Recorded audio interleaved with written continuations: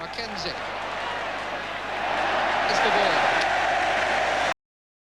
They don't chant his name on terraces, they don't build statues of men like him.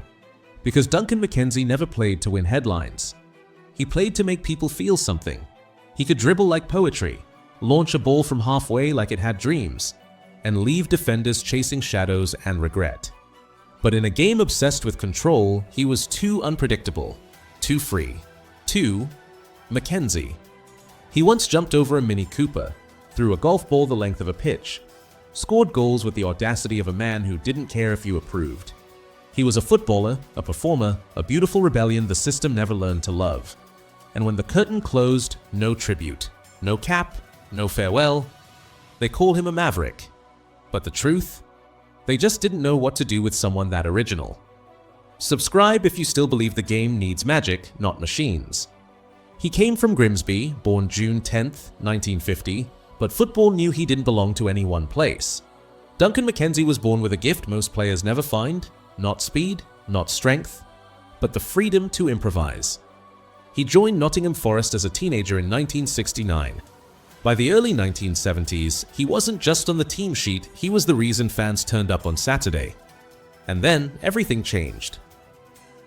Brian Clough arrived. The man who changed English football forever, now trying to tame the most uncoachable genius in the squad. Clough wanted order. McKenzie brought chaos, the good kind. The kind that made fans gasp and defenders panic. He scored 41 goals in 111 appearances for Forest, but stats never told his story. It was how he did it. He'd drift past 5 men without breaking stride, nutmeg goalkeepers, lob from 40 yards just because the moment felt right. Clough once said, he could beat men without touching the ball and still not do what you told him to. He played like the pitch was a canvas. But the problem was, English football didn't want a painter. It wanted soldiers. So, when Clough moved on, so did McKenzie. But not before giving Forest a taste of what football could be if they ever dared to let joy lead the way.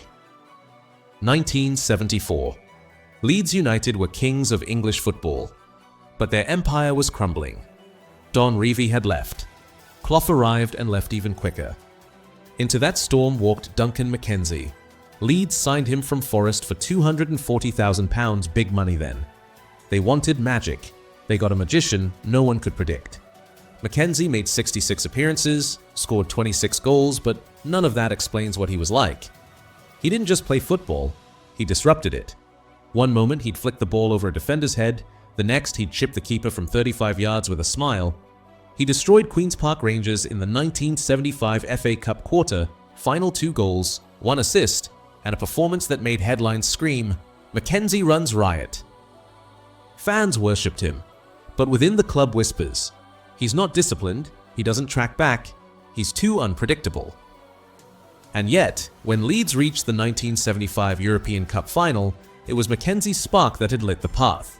He didn't play in that final against Bayern Munich, left out. Tactical choice, they said. But fans knew better. The system had no place for jazz. Duncan McKenzie was color in a black and white blueprint. He gave them moments that still live today, even if the club didn't know what to do with a player like him. After Leeds, he could have coasted, played it safe. But Duncan McKenzie never chased comfort. In 1976, he left England for Belgium, joining Anderlecht, a club with silverware, discipline, and expectation. But it never fit. Not the culture, not the control.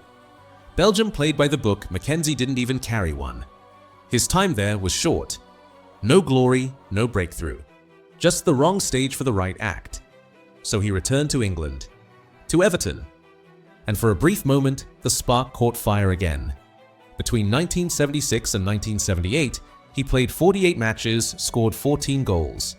But again, the numbers weren't the story. It was how he made fans feel. He could go missing for 70 minutes, then curl in a winner from 30 yards like he'd never stopped warming up. Evertonians called him unpredictable. Not as a complaint, as a compliment. He could infuriate. But he could also do something no one else could. And in the tight Goodison corridors, where grit was currency, McKenzie's flair felt like gold. But as always, his freedom came with a cost. He wasn't consistent enough for the managers. Too risky, too loose. And by 1978, he was on the move again. because clubs loved his talent, but none could build a team around it. By 1978, Duncan McKenzie had become a footballing riddle. Still brilliant, still dangerous. But no one wanted to solve him anymore. He signed for Chelsea, a club in crisis, teetering between eras. The talent was there, but the foundations were cracking. McKenzie played just one season at Stamford Bridge. A few goals, a few moments of magic, but nothing caught fire. Then came Blackburn Rovers 1979 to 1981. He played in the second division, where the pitches were muddy and the fans colder. Still, he lit up the gloom. He always did. Not always for 90 minutes, but for long enough to remind people what grace looked like. He played football like a violinist in a bar fight, not always welcomed, but unforgettable when he struck the right note. Then came the final acts. He drifted to the NASL Tulsa Roughnecks, Chicago Sting, a land where showmen were loved and flicks didn't get you benched. In America, he was seen for what he was, an entertainer. They didn't ask him to press, they asked him to dance. By the early 1980s, McKenzie had left England's cold system behind. But so had his legacy. No farewell, no headline. Just a slow fade for a man who once jumped over a mini and could make a stadium stand still. He played for Forest, for Leeds, for Everton, for Chelsea. He danced past defenders like they were ghosts. But Duncan McKenzie never wore an England shirt. Not once. Not even for a cameo. Not even when he was flying. The reason? He was too unpredictable, too expressive, too alive. England wanted structure. McKenzie offered chaos, the beautiful kind. In a time when caps were handed to bruisers and booters, McKenzie was punished for painting outside the lines. He had the skill. Ask any fan who saw him slice open QPR or curl one past a keeper who didn't even move. But managers didn't trust him. They said he didn't track back, that he wasn't disciplined, that you couldn't build a shape around someone who kept breaking it. So they chose others. Players who followed instructions, not instincts. And so, one of the most gifted English players of his generation was never given a single minute for his country. No anthem, no squad photo, no redemption. Just a silence so loud you can still hear it today. You didn't need to see Duncan McKenzie on a pitch to know he was different. You just had to watch him jump over a Mini Cooper. No tricks, no springboards, just athleticism, madness, and style. He once threw a golf ball 100 yards on live television because someone dared him. He wasn't trying to go viral. There was no YouTube, just a man wired to entertain no matter the setting.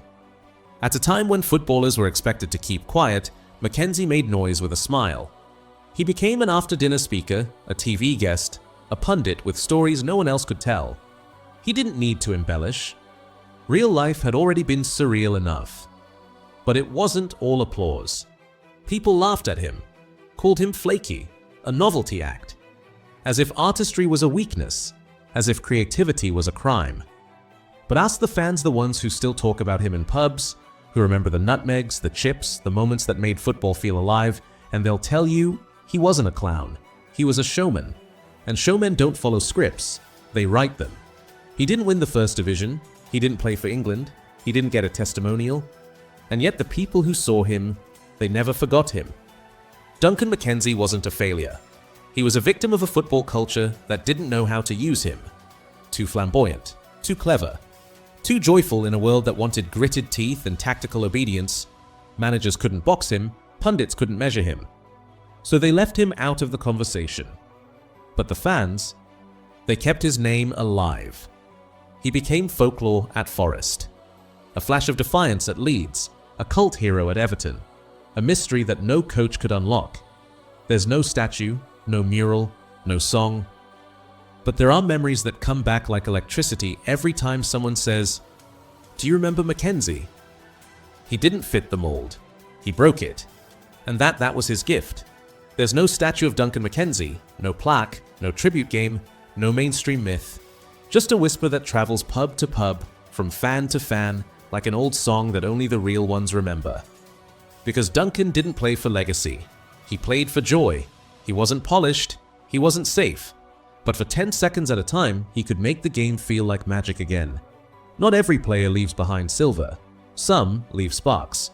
And those sparks live longer than medals ever could. So, if you remember the flicks, the chips, the swagger, the mad grin as he jumped over a mini razor pint. Not for the trophies he never won, but for the feeling he gave you that one cold Saturday when football felt like art. Duncan McKenzie wasn't forgotten. He was misunderstood. And maybe now, finally, he's getting the tribute the system never gave him. And if you still believe football was meant for artists, not algorithms, subscribe, because some names don't belong to history books, they belong to us.